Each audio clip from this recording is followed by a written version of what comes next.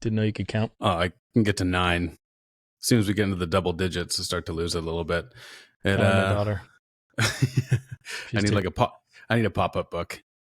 It feels like it's been a while since we did this. I was just gonna say I hope we still got it, and then I realized I don't know if we ever had it. We never had it in the first place. Can't lose what you got. Doesn't matter. Low pressure. Speaking of pressure, how was your wedding? It was awesome, man. It was really, really, like, it was such a beautiful thing. I kind of like peripherally knew what was happening and kind of what the vision was, but my wife Eva, like, when I saw it, I was as blown away as anybody else. It was super beautiful. It was unreal. Like, probably, I'm nothing if not self-aware, and that is, if in any other circumstance, I would not be allowed in an event that classy ever. I'd be stopped at the door and turned around, and they'd be like, "Nah." They had to let you in when you're paying for it. They gotta let. They had to, yeah, exactly. They had no choice. They had to let me in. But no, it was incredible, man. It was just like such a nice day. It was like well, actually, it was 3 days. So we had like a welcome party where they were just like, they had a brick oven pizza. We got married in Italy, by the way, for anybody who's listening and doesn't know that.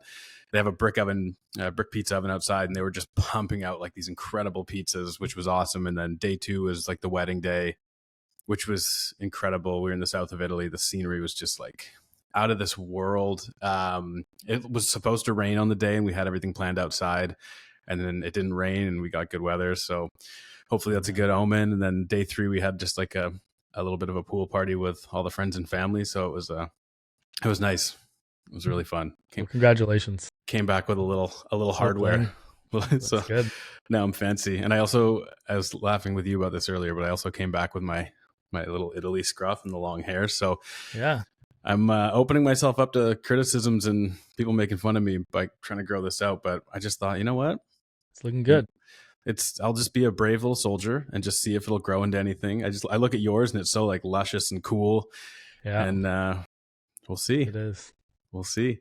Well, we all have pros and cons, right? I mean, you have the Three Musketeers thing that goes really well. The all for one for all. Yeah, totally. Yeah. But let's get with the rest of the. Or Ratatouille. You know what someone said to me once that stuck with me and I'll never get over it was that my like facial hair looks like the Anonymous logo, like the hacker group Anonymous, or like V for Vendetta. Yeah, I know exactly what you're talking about. No, every time I look in the mirror, I see that and I'm like, you just got to twirl the outsides. Yeah, I always cut it. I cut it too short, but maybe if I let the edges grow, I can give it like a cool little. Oh yeah, no, that would actually take it to a new level. Forget the beard. I think you should just lean into what you got. Get the curl going. My friend did that. He's got a beard, mind you, but he also is starting to twist the corners. It's way cooler with the beard, but I have to keep the chin. I was not blessed with the chin and the neck from my mom's side of the family. I got the Mason side, where it's basically your chin just connects to your Adam's apple. The stonemason neck. Yeah, so I gotta work. You gotta work with what you got. You do. You gotta work with what you got. But what's new with you, man? I feel like I haven't. Feel like it's been a minute since I've talked to you. Same old. I mean, I've been lost without you, but it's good to have you back. And felt the same. I'm still slacking you. Slacking you while we were away. Yeah, you were. Yeah, and in true Slack fashion. But no, it's same old, my friend, same old. And the momentum of this podcast, it's your absence was conspicuous because there was nothing being published on LinkedIn anymore, and so we'll have to get going. We'll get back on the horse here. I guess it's only been, we dropped one 2 weeks ago. We decided to move to a 2-week or semi-monthly cadence. So for anybody who might be listening, our listener, they might not have noticed the absence, but I definitely felt it, and we'll kickstart it. We'll get back. We'll get the LinkedIn stuff going again. Get the content engine running. Mm-hmm. That's like case in point. If you, I didn't set up an automated engine for this like I would with a client, and so coming back into it, I'm like, oh yeah, this is why you got to have an engine in place. Yeah, well, I mean, you are the engine, so it's good to have you back, and good to be back. It's going to be great.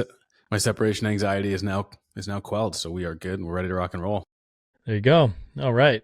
So, today's topic, we were talking about the secret to profitable advertising for co-working spaces, which I imagine this is, it's a little bit outside of my wheelhouse, but it's definitely well within your wheelhouse. And I can imagine that for any co-working business of any kind, this is probably a big focus. Money out for money in. So I think this will be an interesting one to dive into. I'm sure you got lots to share. So looking forward to getting into it. And as always, I like learning from you as much as I'm a listener sometimes too. Cool. Well, yeah. So I figured, we've talked about a bunch of stuff. This is episode number 8. I think we committed to doing 10, and this is a very good Hmm. chance we're just gonna stream past that number Having too for a much new fun to season. stop. Yeah, yeah, exactly. Who else would chat with me for this long? So yeah, we're going to talk about the secret to profitable advertising for co-working operators. And the reason this one was important, for at least from my perspective, is it's one of the first things I do when I work with clients. Is let's make sure that your traffic source, which is usually ads, is working reasonably well. And if it's not, let's get that fixed while we go and think about the whole picture, right? What's everything that's going on. So it's critical. Like you can succeed without it. We'll talk about those that do succeed, and who don't need to spend much on ads. But for most people, I think ads is a great way to get leads quickly. Well, I guess like one of the points you have here is that advertising is one of the fastest, if not the fastest way to get leads. So to your point, what you're saying before, any engagement, getting ads going first and foremost is the quickest way to at least start getting some leads in the door, hopefully start generating some revenue so that you have something going on while you're working on all the other marketing initiatives that you were thinking about for that business. Yes, exactly. Yeah. So that's number one. And so, there's a bunch of stuff we can think about. We'll talk about just kind of the different types of ads and where I spend money and how I think about how I approach it. And then maybe we'll get into some of the edge cases. And if you have any questions that come up, you can hit me up with those. Sound Yeah. good? Well, yeah. And I mean, I guess the biggest question, first and foremost, I think there's so many places to advertise. Obviously, people think about Google ads first and foremost, but that's definitely not the only thing.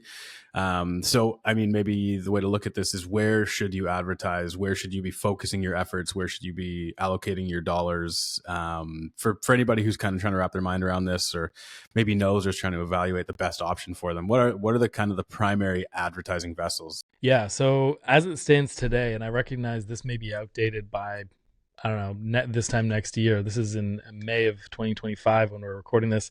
And in the age of AI, a bunch of stuff is kind of changing, right? And one of them is the concern that Google's search ads, which is what we're going to talk about first, is going to be disrupted by more of an AI focused query. If I look up who are the best operators in X market, AI is now using some kind of, almost like an SEO algorithm to bring people to the surface. So we're not even there yet. There's not even an AI ad platform really yet in terms of being in at OpenAI and being in at all the other various search tools or AI tools.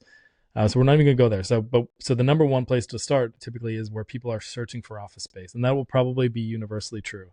Now we just have to remember that only about 3% of the market is ever currently shopping. So there's 97% of the addressable target market is not in market. So we just have to be aware of that, which means that 3% is where the most competition is. So that's generally where it's going to be most expensive.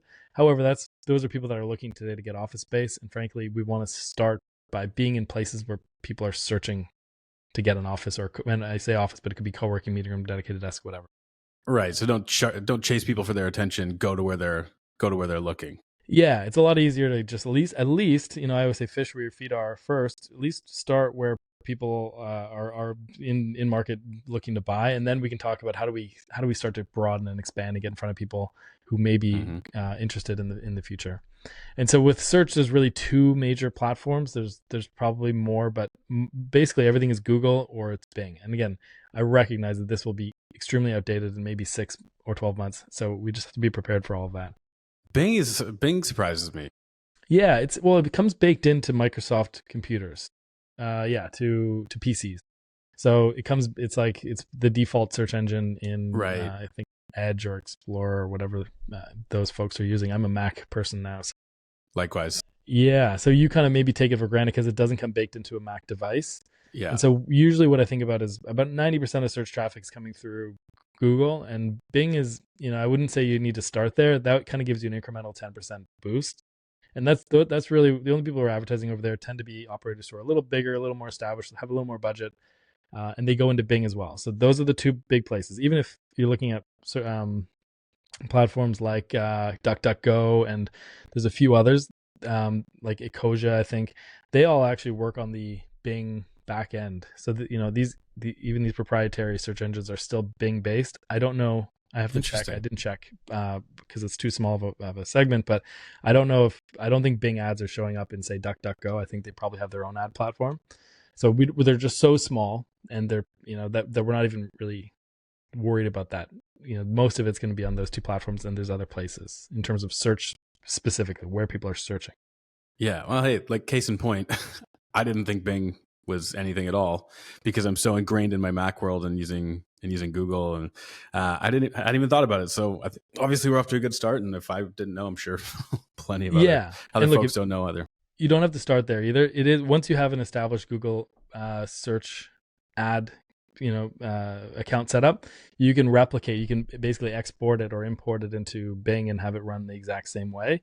Obviously, there's a few little details different. So usually I say just get Google going. That's where 90% of the market is. And then if you're looking for that incremental spend, get into Bing, right? And so, yeah, like if you're not on Bing, don't worry about it. You're probably fine. But usually when you reach a point of, there's only so much you can spend in a market to capture as much search volume searchers as possible. You can't spend more money than there are searchers. So that's when you start thinking, okay, let's get into Bing. It's a little cheaper per click, but you get very few clicks. And so I don't want to go down a rabbit hole here, so stop me if I'm going down a rabbit hole. But you said that at any given time, only 3% of the market is actively shopping.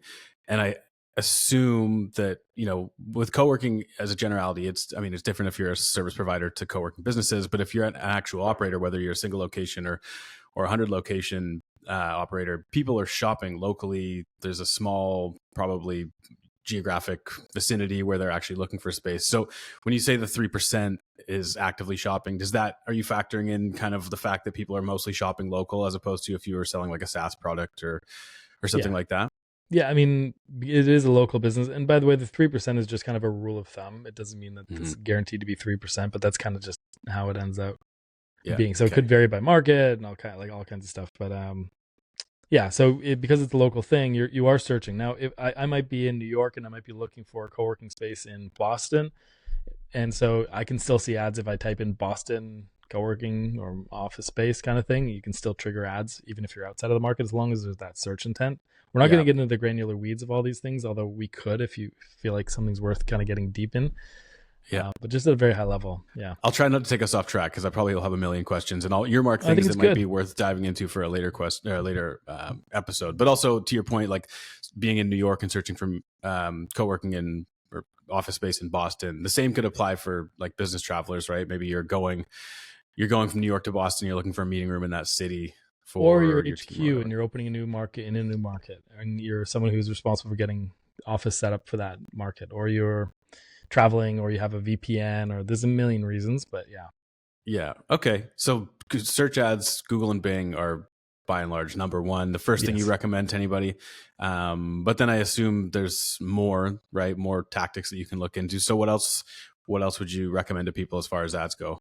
Yeah, and by the way, do take us on tangents. Like I want you to put on the hat of being the co-working operator who has some knowledge of ads and is looking to maybe improve things. So definitely seek to understand, because that'll help me to make sure that I'm not just talking too high level. So yeah, I do encourage that. Yeah, but like I said, I'm always curious too. I feel like we've known each other a long time, and I'm always learning stuff from you. So I'll just take that's the thing. The dumber you look, I feel like the smarter I'll look. So just it's okay to throw out any question. And I'm so good at that too. You are, yeah. Is that the dynamic? The dynamic? You're the push pull. Like you come with the high level, I come with the dumb questions, and we somehow net out looking. That's why we take turns, all right? Because like you bring up a topic that we'll call it dumb in, and then anyway, no one's dumb. No one's dumb here. There's no dumb questions. Well, so feel free to ask any questions that arise. I'll filter. I'm working on a filter between brain and mouth, so I'll put that into place. Well, let me know when that kicks in. I haven't seen it yet. Okay, so I just want to stop 1 sec. Actually, this is completely unrelated, but I thought it was funny, and I thought that you would like this. So, my wife's, I guess my mother-in-law now. She was this morning. She was like, "Oh, I want to listen to the podcast. Where can I find it?" And I sent it to her, and she used to work in TV. She was a producer for like long time. I think she actually. I don't know if anybody's seen Border Patrol, that show where they would like. Yeah, so I think she produced the initial iteration of that. Simone, if I'm wrong, I'm sorry, but she was listening to the podcast and she went, "Wow, you guys have like great radio voices." And I had such a laugh at that because I was like, "You mean radio faces?" She meant radio faces. Yeah, well, we do have radio faces, which is funny since we put this on YouTube. But she was like, "You guys have good voices for being recorded," and I was like, "That's funny because I thought I sounded like Kermit the Frog." So I really appreciate that, and I promised I'd pass that information along. So But What does that she being, think? Was she watching it or listening? I guess that's the question, because I want to know, is the mic placement cool for us? An I think she exec. was I think she was listening. They're still Okay, in Italy, so I didn't check. you didn't push I them to think she YouTube. would say I think she would say the mic placement's cool. Okay, Yeah. yeah. Just want to, we haven't fully closed the loop on that since the first episode, but I don't think we ever will. I think it's just the we keep running bit switching it now. out. I just try to keep up with you. There you go. We're nice and aligned. Okay, Yeah. so where were we? So Moving on. that's We're good to moving on. know. We're Yeah, done we're with moving Google on. ads. We're done with Google ads, So search Google and ads. Bing, right? So Google is the 80/20 of all advertising. Oh, sorry, of search advertising, and or even 90/10. Meaning like 90% of your results are going to come from Google in search in particular, and then 10% is going to come from Bing and search ads. So search in general, where people are searching and ads showing up there on search engines. That's the 80/20 as well. So that's where you're going to get 80% of your results from advertising. Kind of, again, these are not hard and fast numbers, but it's the most important. So Google being the most important on the most important type of advertising, which is search. Okay. So that's where people are searching. Now there are other kinds of ads as well we're going to get into. So the other kind of ads, so when people are searching, they're literally looking up a solution for the thing they want. And then there's something called prospecting ads.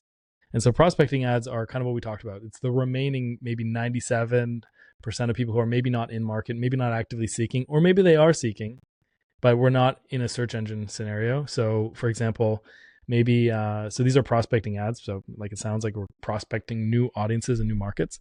So the best places for these types of things would be a fewfold, right? There's Google Display Network, which frankly is not that good, but it's another place you can have ads. 300 million sites or so. Again, that number may vary today, but are monetized by Google Ads. So many major news publications, they just slap the Google Ads platform display network on their site, and those ads you see on the side of your favorite newspaper outlet online is usually a Google ad of some kind, and there may be other platforms as well. So that's the Google Display Network. It's meh. It's meh for finding new customers. It's good for retargeting, which we'll talk about next. So the places you want to go if you're looking for new audiences that are not searching on search engines are really two big ones, which one is Meta. Meta is the parent company of Facebook, Instagram, WhatsApp, so on and so forth. And so that's where like they have such a dialed in algorithm. My wife and I were even commenting like the stuff we talk about appears in their ads, even though we've shut off our microphone on all the Meta apps because I think we talked about that on the with last the episode wigwams. too. Yeah, one Yeah, of the yeah, yeah, episodes. yeah. Yeah, but Yeah. I was reading a book and we talked. There was a wigwam in the book, and then we saw literally an ad the next day for wigwams. So yeah, exactly. And now we're getting very precise ones. So I wonder if I'm going to get more wigwam ads because my phone's sitting beside me. But so I would not bet against like whatever Mark Zuckerberg does, ethical or not.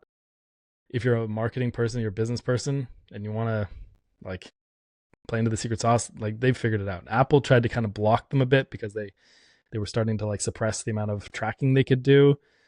They're just getting more creative with their sneaky ways to get the right ads in front of people at the right time. So it never stops. I'm completely jaded by it.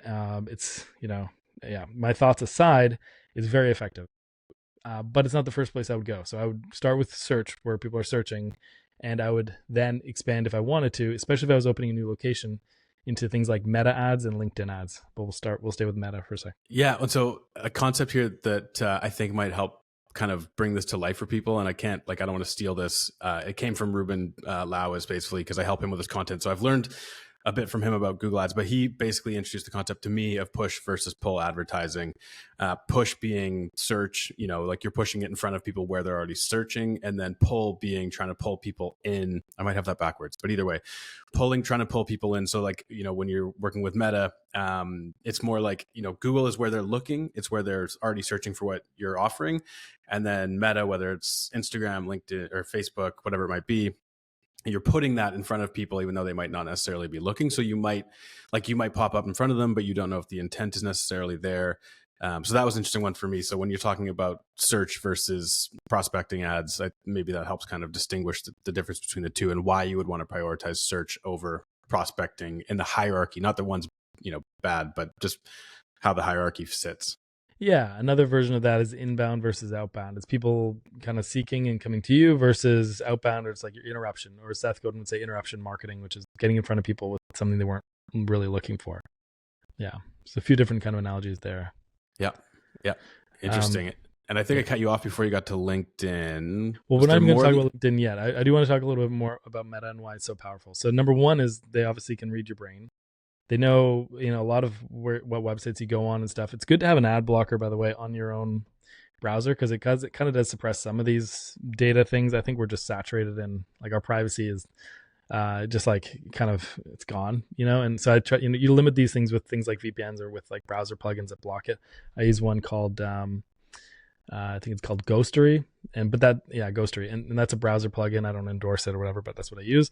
And that blocks a lot of stuff, but it also blocks things like Google Analytics, ad scripts, Facebook scripts, all kinds of ads that I would normally see. Fewer trackers following me around, that kind of thing. But we do live in an age, by the way, where more of this is happening. That's why when we run ads, what you're seeing is the most conservative worst case scenario about their effectiveness. So you might be like, well, we turn on ads, but they only get this many leads. Really what's probably happening is we also live in a multi-touch world. So even though Facebook may or Google may not be able to track you converting because of that ad, probably you touch an ad at some point in the cycle, and maybe it's not attributable because maybe you switch devices or whatever else. So you're always looking at what that's like the most what the data can show you is the literal conservative, worst case scenario. Probably your ads are having a bigger impact than are showing up in the numbers. It depends on how you measure it, all kinds of caveats there, but so another thing about Facebook, though, is that in addition to just kind of reading your brain, knowing what pages and websites you're visiting and everything else, it also can detect if you're currently searching at like a competitor. Let's say you're looking for office space at a co-working operator, and they have Facebook's cookie installed. A weird thing happens. It's kind of a double-edged sword. On the one hand, Facebook will potentially then show your ads to other people that are in market or that have shown signals or likelihood based on a huge number of factors. They're like a $2 trillion business, and it depends on these ads working really well. And I would never bet against a $2 trillion behemoth. That's capitalism doing what capitalism does, for good or for good or for bad.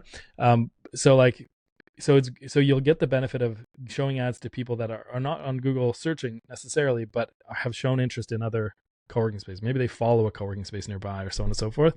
I was going to ask you that. I like putting on my dunce cap again. I was curious, like, what kind of, beyond the mind reading and the maybe it's listening to you and maybe it's not kind of thing, what other signals feed into that? Obviously, like you said, following a co-working space or whatever it might be, but just for anybody who's wondering, is there, like, what kind of signals might there be that they're looking for or that feed into your ads? Yeah, I don't know exactly all the elements, but things like following, liking, engaging with pages, living close to a co-working operator, and being, an entrepreneur and whatever else. Like, the thing about it is Facebook/Meta knows so much about you. They know your gender, they know your approximate age, they know your political orientations, they know a lot about your preferences and your interests. And what they can see is that, oh, Kevin over here is shopping for office space, and he is a marketing consultant and lives in Canada and so on and so forth.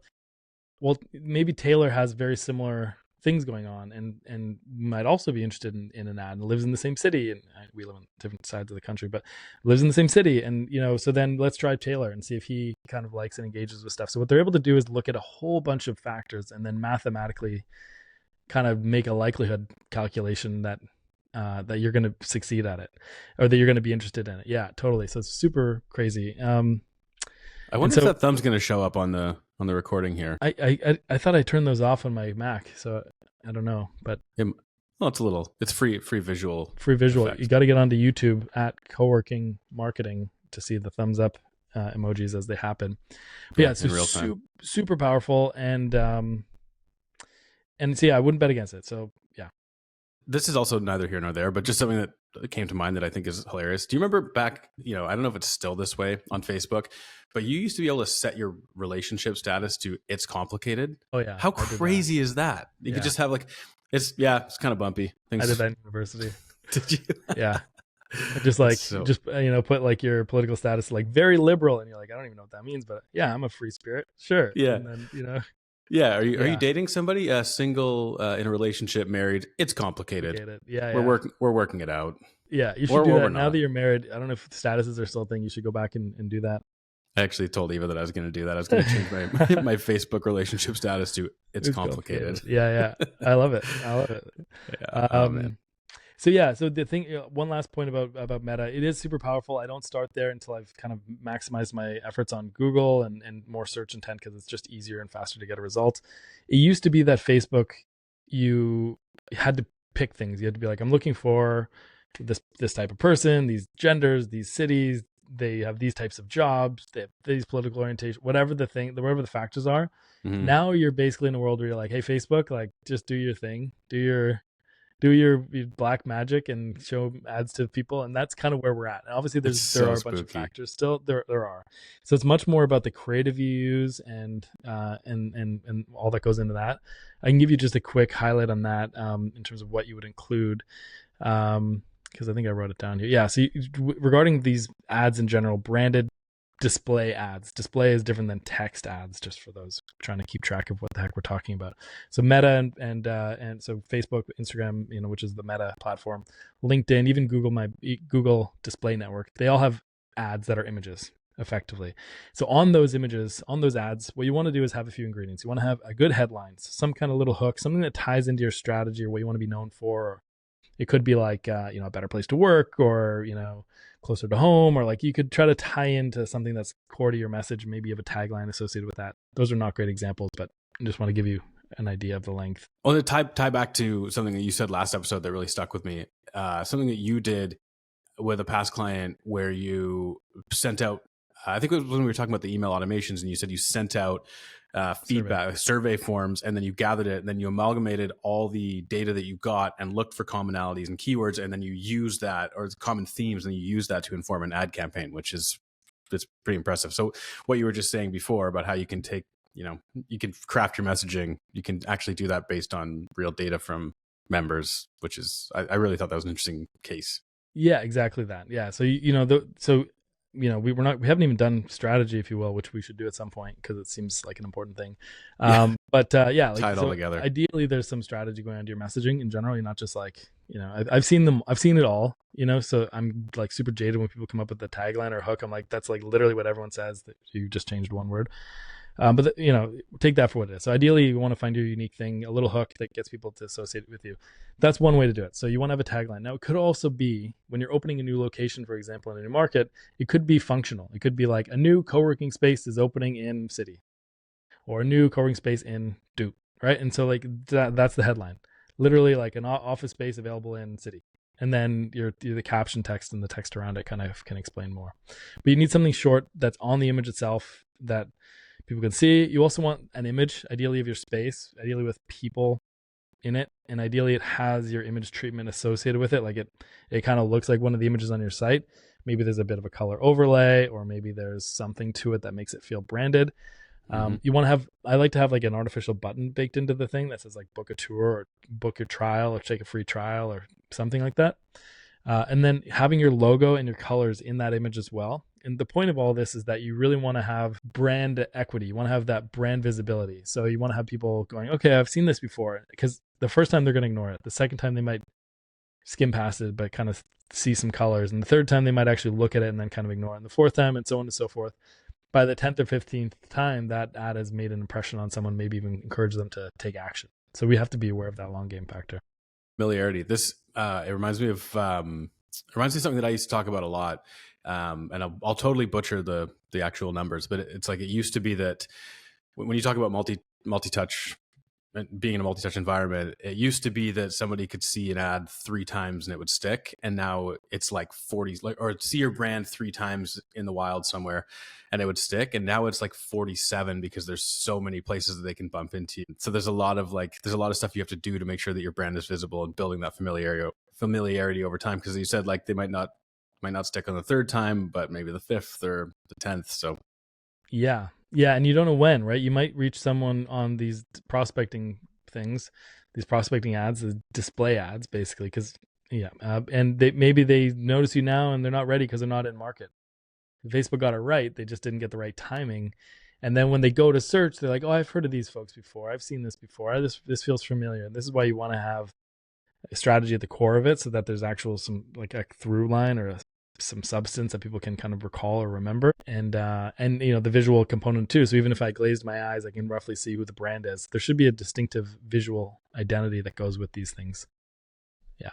And so, yeah. Interesting. Yeah, no, it's there's so much that goes into it. I guess I don't give a whole ton of thought to advertising in my field, but there's so much that goes into it. There is. I know we're talking about Meta. Is there anything else you want to add on the Meta? Because I'm kind of looking at what you've shared, and I have a million questions. I'm looking 2 sections ahead, so I don't want to rush you through anything that you have, but I'm also Yeah, eager to you jump want into to other move us stuff too. along? Yeah, yeah. Well, No, these are just the because I'm curious. Yeah, well, thank you for that. That's a nice way to say move it along, Kev. There's a few other factors, right? Like video works really well. So you can have a generic, not a generic, but like a video for your whole business if you have a few locations, or you could have location specific videos that both work really well. And it's really just designed to create a feeling. I heard a quote the other day from, I think it was Rory Sutherland. He says, people buy feelings, not products. And so in this world, branding is not a huge strength. I think there's been a few folks who've been very good at branding in the industry, and many that aren't. So I just think we need to work in a less logical framework for how we're doing marketing, and create a feeling. And that's an identity, and there's a whole bunch that goes into it. So video is a great way to capture someone's attention and create a feeling, and so that's another factor as well.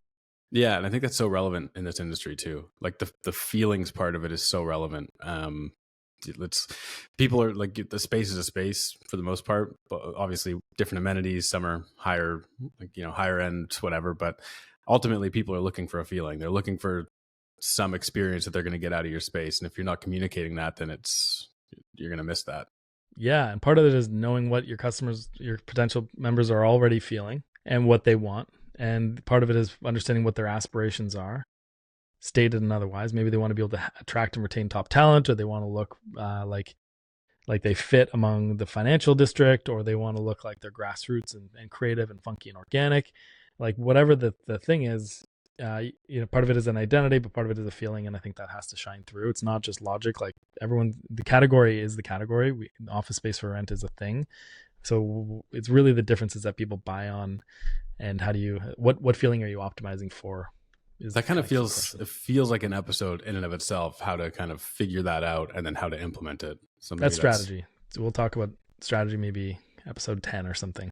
Yeah, like a big finale for the season we planned that's not a finale. Yeah, exactly. Yeah. Well, we still have optionality. You got time, right? Like, I mean, you can still bail on this whole project if you want. I'm not going anywhere. I might. You're not getting rid of me that easily. Okay. You just keep showing up. It'll be the Taylor Mason show pretty soon. I'll just record me talking. I'm down. I would listen to that. Honestly. Just share it with everybody. Just stream of consciousness. I would. I mean, I would listen to some of that for sure. You sometimes do, and you don't even mean to or ask for it. But that's true. You do talk a lot, and I do sometimes listen. So So let's keep going, because you're supposed to keep us on track here. This is not a comedy show, or maybe it's a tragic comedy. So we have, so Meta's huge, right? So it's not the first place we start. So when it comes to, there's search, there's prospecting, and then in the world of prospecting, you've got Google Display Network, which I say almost ignore. You can do YouTube ads as part of that network. YouTube also is part of the Google Display Network. Meta being the main thing, that's kind of the thing that has that algorithmic superpower. If you're looking for inspiration, let's say because creativity is the challenge, it's the bottleneck for a lot of people when doing prospecting ads. Search ads, it's basically text. It's very easy. Your ads person can pretty much write that for you with your input. Meta has a platform, so does LinkedIn, by the way, an ads library. So you can actually go to facebook.com/ad/library, or for LinkedIn, it's linkedin.com/ad-library.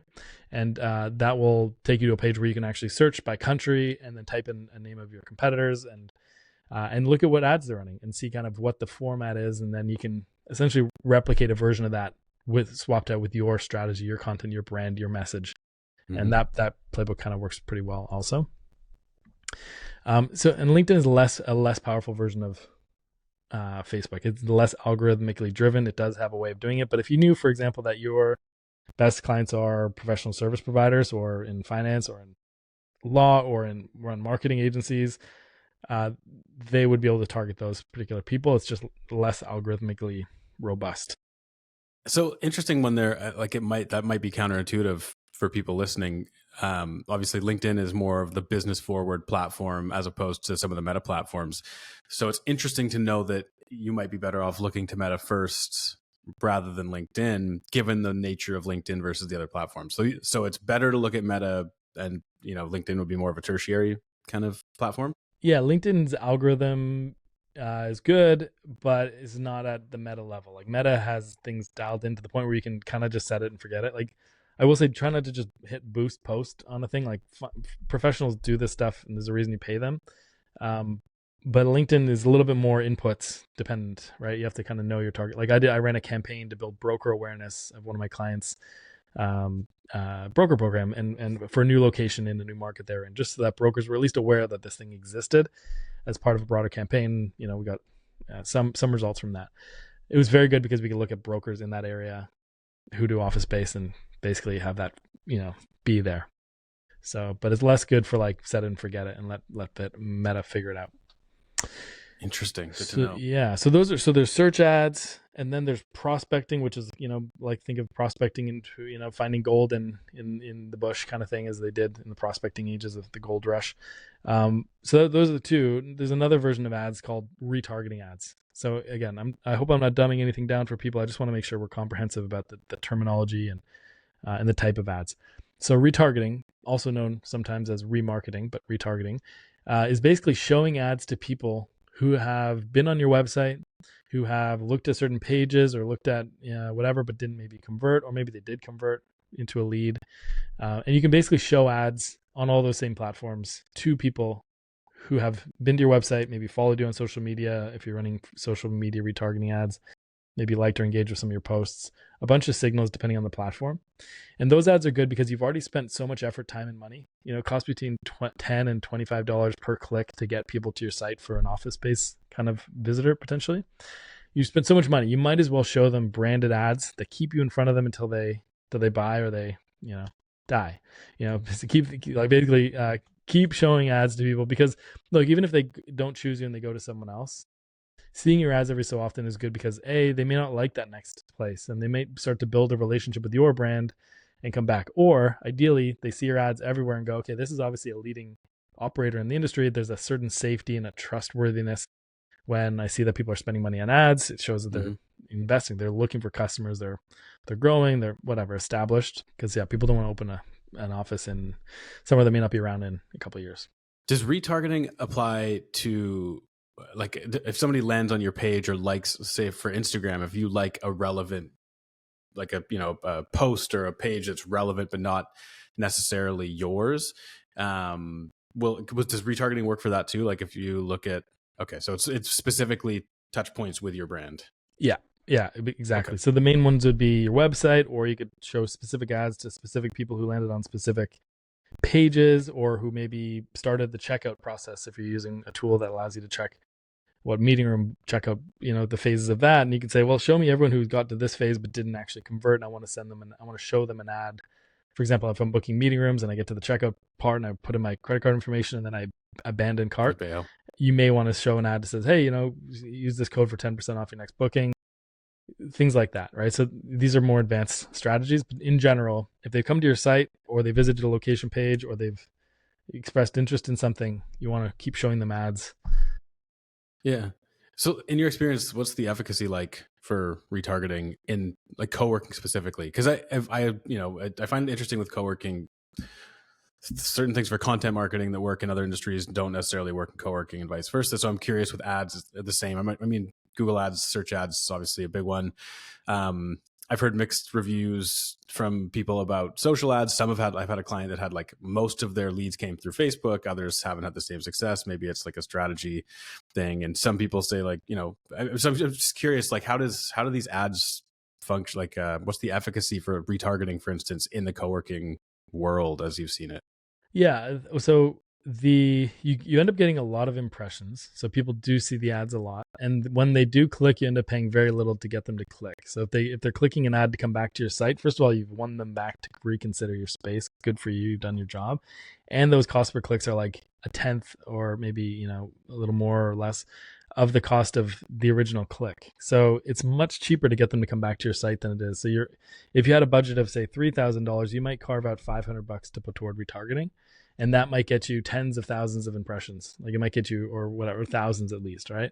Because you see it so many times. And then maybe you get a few clicks. And so to answer your question about efficacy, it's hard to know. It's like, but if I've been to your website and I haven't converted to become a lead, usually when they become a lead and they've submitted a form, filled a whatever, that's when I either may or may not continue running ads to them depending on my strategy or my goals. But we do know that seeing brands over and over again does contribute to no like and trust factor. There's familiarity bias, there's recency bias, there's just as you said, what was the term you used? Familiarity, I guess. Yeah, like you just kind of build an association and warmth, and you get educated. Ideally, your ads are showing people like me work in this kind of space, and I can buy into their mission. I can see their style, so they're a little more educated, a little better off, and there is a big factor. And even just like top of mind, tip of tongue, I'm more likely to recommend you. And so the ads don't always show a clear ROI, but we live in a multi-touch world. If your ads are good, prospecting is tricky as well. Sometimes those work, which is different than retargeting. Those are harder to crack. You have to make sure you've got a good product that looks good on paper. If you have kind of an older build out and it's just not that exciting and there's tons of options, you may not get a ton of results. But if you got a great looking space or a cool, interesting angle or a nice strategy, putting out there is often enough for people who are like, yeah, I would love to work. I didn't even know this place existed. Like that's how I joined my first co-working space. I was in a part of Toronto called the Junction, and I literally saw a poster that says a co-working space in the Junction. And I was like, whoa, like I'd looked when I'd moved in, nothing around. And now one was there and I was like, whoop, sign me up. And I went. So we're talking about posters and stuff, but yeah. Interesting. Yeah. And I'm definitely, I'm conscious that some of the questions that I ask you like that are kind of like a, how long is a string? And there's not, it's going to be, it depends. There's going to be a clear cut answer, but I'm just going stream of consciousness of what comes to mind question wise. Yeah. I mean, I have had a client hire me because they saw my competitors' ads, their competitors, who was another client of mine. They weren't direct competitors, but they're like, I see their ads everywhere. I want to work with you. I'm like, okay, great. I'm glad. Like they were on an airplane and like, I was on an airplane even, and I saw their ads. And meanwhile, I'm like, haha, that's the Google Display Network. Like it gets everywhere. If you're on the internet, it's going to find you. So like, but people do notice things. And so it has to be distinctive. It has to be branded. It has to be clear, good quality, visuals really do help a lot. And how much it works, your mileage will vary, but I would recommend doing it. Setting up a version of branded ads for retargeting gives you a much better return on ad spend overall in most cases, unless your budget is super tight. But even then, you spend so much getting them to the site. Why wouldn't you try to show them inexpensive ads? Keep coming back. In for a penny, in for a pound. Yeah. So we've talked about search. We've talked about prospecting, which is getting ads in front of people who are not actively seeking it. We've talked about retargeting. Again, you can do all these things, at least prospecting, retargeting on LinkedIn and Meta. We didn't talk a lot about LinkedIn. It's fine. It's just not my favorite platform for advertising yet. I'm sure that'll change. Because again, as we go into an AI first world, we have to be thinking about how do we get ranked naturally. It's about like influence and how do we get AI to really pick us up. And so a lot of the SEO stuff is kind of coming back because it's how do you get in more places and have that train the algorithm about you. Mm-hmm. Your messaging is really key. This is where content makes a new emergence where you're like, when you do those top 10 co-working operators in whatever city and you feature your client in there on their website, that's still information that gets ranked. That's still information that ChatGPT can pick up and position you and then position your competitors, and you can kind of highlight your own strengths and so all kinds of stuff, off page like PR, right? Other sites that talk about you, the top 10 co-working operators that media companies write about, getting on those lists and having your own succinct strategic messaging in there as well. So content's going to be critical. It's about how do you influence the market so that when I go research, there's a lot of signals pointing back to your clients, to your space. Yeah. And I know we weren't getting into the AI thing, but it's such a Wild West point in time right now. Everybody's trying to figure out how those things all work together. How do you get picked up by AI? What do you need to do? What do you need to not do? And it's going to apply to ads. It's going to apply to content. It's going to apply to everything. Yeah. There's going to be, a lot more people are going to research before and finding answers before they even get to your website. And so how do you run influence and be listed as a credible option in the city you're in? Yeah. Well, that's kind of an interesting segue into your next set of ideas here, tactics here, which are a little bit more, it's less about, SEO and AI and how you show up and more about where where people are looking. And I think maybe some of these would be a little, I was kind of surprised, to be honest, when you and I talked about this, how effective, you got Craigslist ads on here, which surprised me. I didn't realize how big of a thing that was. You're not still trolling Craigslist? No. Connections? I guess now you're married. We met on the subway. I saw you on the subway. We made eye contact. Yeah, it was hot. I was sweating.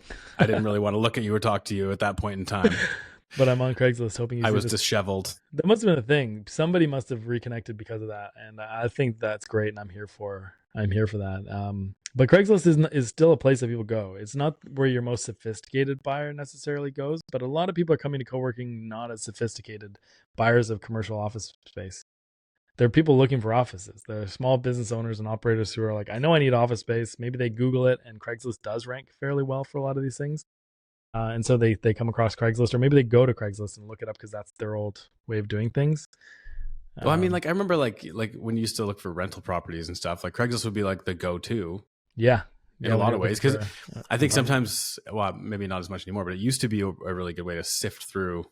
Like you would see everything and you could sift through it pretty easily, as opposed to looking through like a realtor website and looking through 100 pages of various rentals that are available. So I guess the same mindset probably still applies for office space. Like you want to just go on there and find something with a price, and yeah. Yeah, yeah. So I mean, it costs $5 to post on Craigslist. I've historically gotten you get mixed results, but you see Regis there every single day, like once a week, pretty much. And the way I say, how often should you publish on Craigslist? It's how often do your ads get buried, right? And so if they get buried, then every week, then post every week. If they get buried every 2 weeks, based on the number of ads showing for office space, then post every couple weeks. But it's worth the $5 and it's worth the 5 minutes to do it. It's pretty much a copy and paste job. You do need a good headline, that one liner, office space and co-working, or office meeting space and co-working space and whatever. You can add a descriptor like premium, or you can add a descriptor like creative, Yeah. loft style, Yeah. whatever. So that's the little title. And then your best image is the one you want to lead with, because that's kind of the thumbnail for the listing. So you want to pick like the coolest looking image you have of your space, lead with that, and then have a bunch of other photos. And then the quick value prop. Here's what we do. We sell office blah, blah, blah, by the day, month, week, or quarter. Here's who we're for. And here are the things that you kind of get. There's maybe bikes, bike lockup. Maybe there's a rooftop terrace. Maybe there's a whatever. And so you just list all the amenities and then give a call to action of like, contact Taylor. Here's the phone number. I use a call tracking phone number for Craigslist using a tool called CallRail. But yeah, and those work. Is Kijiji exclusively Canadian, right? Okay, so we'll omit that. But if you're in Canada, Kijiji might function the same way as Craigslist. Yeah, And exactly. if you're not, forget we said anything. Exactly. No, you heard nothing. Now I wouldn't. Here's the thing. I would be on Yelp, but I don't advertise on Yelp. Number one, Yelp also monetizes their site partly with Google Display Network. So your ads may appear on Yelp even if you're just advertising on Google. Okay. I have run ads. I have tested this extensively. I've seen no benefit from running ads with Yelp. So if you're thinking, should I spend money on Yelp ads? My general recommendation is no, unless it somehow ranks number one in a competitive market for that search term, which I doubt it will. So that's a side note. But be on there in the organic listing. Yeah, good to know. Good to know. Interesting. Yeah. And then Facebook Marketplace is another one that you've got on here as well. Which that to me, maybe it's just because I'm a millennial or whatever. But I'm on there all the time now. I don't even shop. There, I just browse now. All the time. I got sucked in. I went to buy one camera or one lens, and now I'm like, I'll just take a look. Now I'm looking at furniture and yeah. Well, it's selling. Like I sell stuff on. I mean, it's not office space, obviously, but like anytime I need to sell anything, it's gone. Like it's gone within like a couple of days. Like you post anything up there, somebody's coming to get it, and it's gone. So it is like in my mind, this is a less surprising one because it is a very active marketplace. And I don't want to scoop you if you're going to talk about this, but there's groups, right? There's like niche groups that you can publish in to help narrow down the market. I don't know if I'm stepping. I mean, that's not there. No, you're not. I mean, that's not an ad necessarily, unless you paid. Oh, right. Unless you paid the group host to do that, but it's my organic brain. Yeah, but you're in the right. Your mindset's right. It's like, where are people when they're kind of thinking about looking for offices? And yeah, like I click on office space all the time in my local area, and then I see algorithmically more of those posts in the Facebook Marketplace. So I hear it all the time. It works. It's profitable to do so. It's free to publish on there. You may have to do it under your own personal account, but like, do it. It's worth it. Same idea applies. Great images, good description. Have low pricing so people can kind of capture it, and yeah. And so it's with the advertising side of that. Are you posting specifically as an ad, or are you creating a listing and then boosting it? I'm just creating a straight organic listing. I don't even know. Yeah, I guess you can boost it. Yeah, I don't boost it. Okay, sorry. Maybe I was going off on a tangent there. No, it's an interesting question because it is an advertising related topic. and this would be a free thing. So maybe you could boost it if you felt that it was working. If you got results from the free ones, I would say, yeah, boost it and see if you get more results. I think you can. I think there is a way to throw like a couple bucks at it, and There is, yeah. I've never Same tested with it. Kijiji, by the way. Yeah, Kijiji. Yeah, Kijiji. but I feel like the thing about Kijiji is most people aren't logged into it as like passively. Like you can get the app on your phone and stuff, so you're not really seeing that algorithm. Like it doesn't remember the stuff you want. Like I was looking up some Lego table for my kid, and then now I'm seeing Lego tables everywhere on the thing. So you know, it's Facebook. You don't bet against them. The algorithm has you. Oh yeah, no, we're toast. The algorithm will know us better than us. Sucked in. Yeah.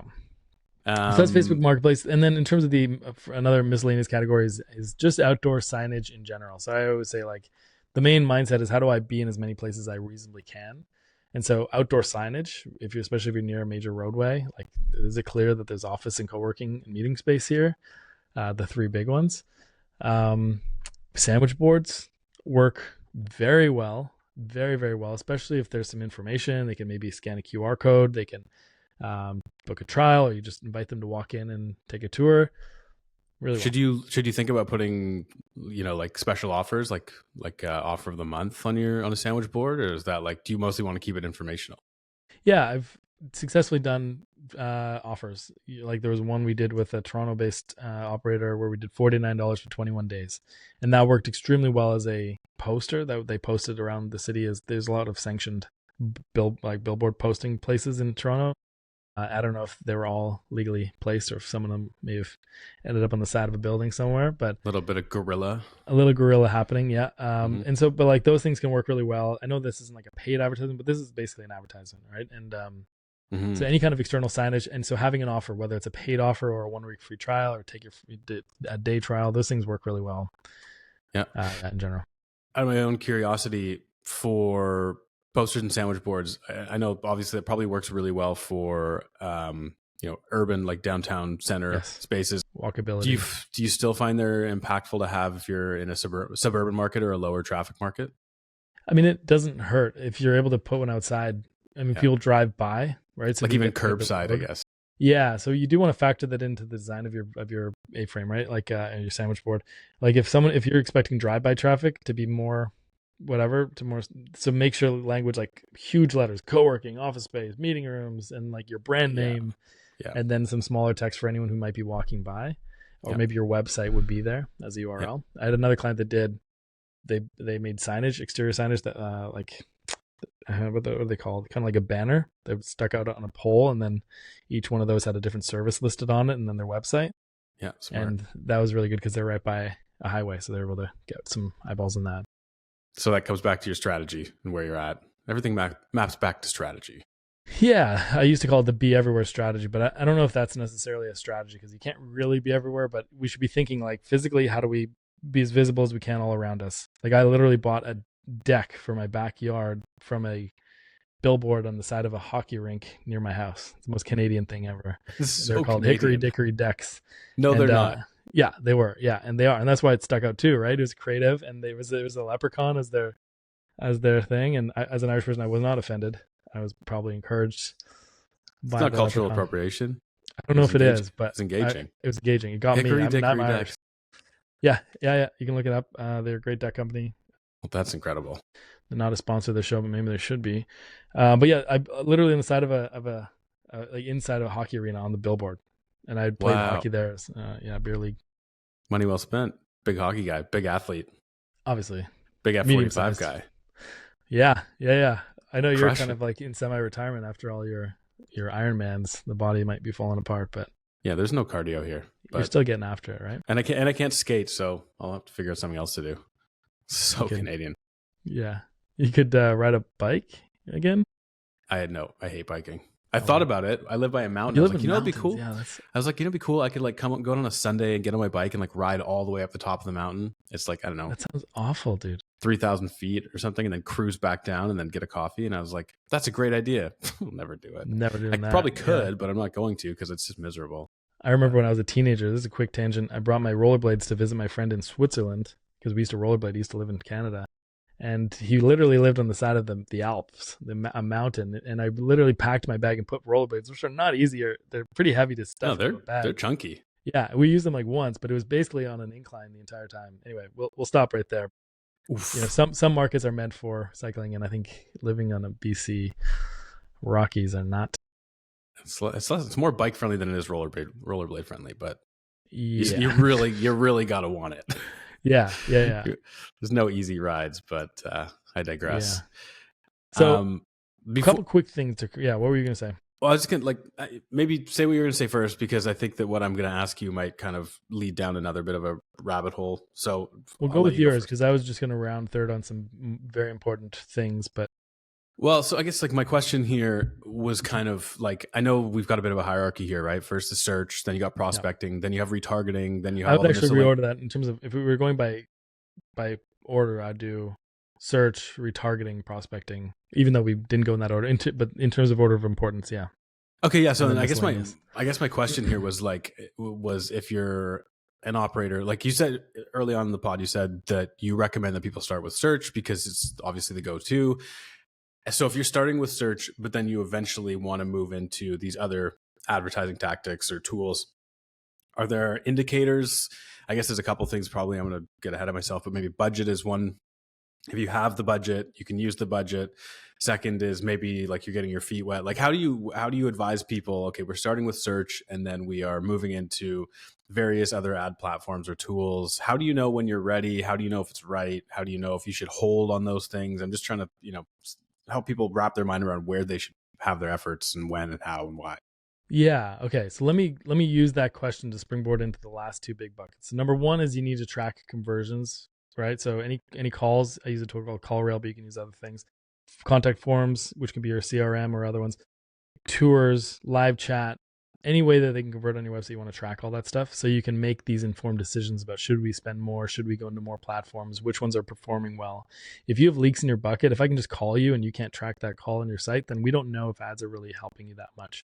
If I can fill out a contact form or fill out a live chat or whatever, and I can't track all those things, then we don't know, and you're making blind investment decisions. So that's number one, right? So we have to have that, and yeah, so it has Google Tag Manager or even purchases if you're selling meeting rooms directly or virtual services or co-working passes, etc. Mm-hmm. Then we want to think about budget overall. So like you might be like, how much should we spend on ads? Usually I say instead of having a fixed marketing budget, I would say have a cost per member acquisition budget. And we talked about this in the KPIs episode. That was number, I think it's number I don't know, 3. two, actually, two. Oh, it was, yeah, early. Yeah. So, and basically so as long as you're acquiring members at about 1 month's equivalent rent, if you're talking about the membership thing, and I use that term rent, but fees, whatever, then you're in a golden place. If it's up to 2 months, you could do that. Some people spend more than 2 months worth, but that's aggressive. That's an advanced move that I don't recommend. But so if you're getting paid back in the first month or two, and if you get deposits on the last month's rent, you're actually getting the cash back in the first month, even if it costs you 2 times rent to acquire a member. So let's say you spent $5,000 and you got 5 new office members out of that, and that was your whole campaign, your results spend. Your cost per member acquisition is $1,000. And so the way I look at it is, as long as that number is good, then you want to spend as much as you can. Usually the person managing your ads for you will tell you like, hey, we're kind of reaching the saturation point. There's not many more people searching. Maybe you're in a small market or whatever. So you can't really spend more on, say, Google ads. Then you start thinking, how do I dabble in Meta or Facebook ads? And as long as you're net, you're acquiring customers at about 1 month's rent, you can keep trying new channels and new platforms, including retargeting, including prospecting. Another example is if you're opening a new location in a new market, running a campaign for a while that says, hey, just like when I lived in the Junction with that poster that I saw on the side of the road while walking the dog, a new co-working space open in city. That's enough to get people who are at least aware, solution aware, but haven't heard Yeah. of you. And running that for a little while on and off for an extended period of time will help as well. Does that answer the heart of the question? I know there's more Yeah, to and it. I think I was just going to kind of like to summarize maybe the best, like the way to do it is to dial in and then max out a platform. Dude, it was so Canadian how I just said out. I didn't even hear that. That's how Good. Canadian That's I how. am. Yeah. Yeah, but so you want to make sure that everything's working well. and that your cost per acquisition is where you want it to be, no leaks in the bucket, as you said. And then maybe if you've maxed out your total addressable market with that platform, then maybe you start to explore new ones. I mean, I guess if you got a big budget and you're you got bandwidth to do it, you can dabble in all of them. But if you're maybe smaller and you're working your way up, make sure that everything's working well with the fundamental ones like search. Make sure that your cost per acquisition is where you want it to be. Make sure there's no leaks in the bucket. Make sure you've kind of maxed out your total addressable market, or you're getting close to it, and then start considering what else you can add into your advertising strategy. Does that kind of synopsis it? Yeah. Overall, the benchmark I look at with people, we've talked about this in the KPI episode. Number 2, it was 3 to 5% of your revenues on marketing overall. So if you find yourself kind of considerably low that or underneath that 3 to 5, and you're trying to grow aggressively, this does not include new locations, which you can spend upwards of 10%, sometimes more of first year revenue on basically just advertising and marketing alone. So yeah, I mean, at some point there's a bit of an inefficiency budget, I call it. Like at some point, like there's just no way to know, but we want to get more people aware of us. We want to just sprinkle some ads in our hyper local market within a 2 mile / 4 kilometer radius, just to kind of let people know in that jurisdiction that you exist, and see how that goes, and then see how that goes over time, and maybe even keep the budget small. So there's always a bit of inefficiency budget, meaning kind of close your eyes and hope. And I think a little bit of that has to happen, and you just have to kind of watch the results over time. Yeah. Interesting. And then once you've maxed out everything, then you can put like a classifieds ad, like a seeking post where it's like co-working space seeking new members. Yeah. Well, that's basically what advertising is in general. Ideally 3 to 5 members of a team. I'll leave that one right there. We'll just let that one hang there. Yeah. So but that's essentially, that's advertising in a nutshell, right? But ideally, again, like you're creating an experience and you're creating an emotion. And so if there's a way to like use video to kind of create that stuff, it feels less like, space seeking members and more like, inspiring and exciting, kind of like feels like exactly like you really are selling a feeling. So what feeling are you trying to sell here? Yeah. And for everyone's different. What's there's the commodity versus the product, where the commodity is the space that you sell and the product is the way your space makes people feel. And with advertising, maybe you don't want to just be selling the features. You want to be selling the emotion, as you said. Like, what's the experience that somebody gets when they work there? So if you're, again, my non-advertising expertise 2 cents that I'm recapping what you're saying, but if you're advertising, don't just sell a feature. You gotta know what people want, what you're actually selling. Yeah, we didn't get into all the advanced creative stuff here and whatever, but your point is valid, and we also have to educate people on the fact that you can rent office by the day, the week, the month, the quarter, the year, whatever you want. It's ultimate flexibility. You can have just a meeting room, you can have a co-working day pass, you can have a co-working membership. So this idea that like offices aren't a 12-year lease, but they're accessible to the individuals and teams or whoever your target customer is. So educating them on the benefits of the industry is still critical. We work for all their pitfalls and whatever, and whatever. They've done a great job of explaining the value prop. Like when people ask me, and by the way, I ask everyone around me now, well, here's a question for you. How do you describe what you do to people who are not in the industry? Me? Oh, that's so funny you say that. I had dinner with friends on Friday, and one of my friends was like, trying to explain to his colleague, he's like, "What do you do?" I got one sentence into it, and I couldn't describe it. And I said, "Well, I do content marketing, which is basically like the organic marketing ecosystem, and I do it for co-working." And they're like, "Well, what's co-working?" And I was like, "Oh, yeah, right.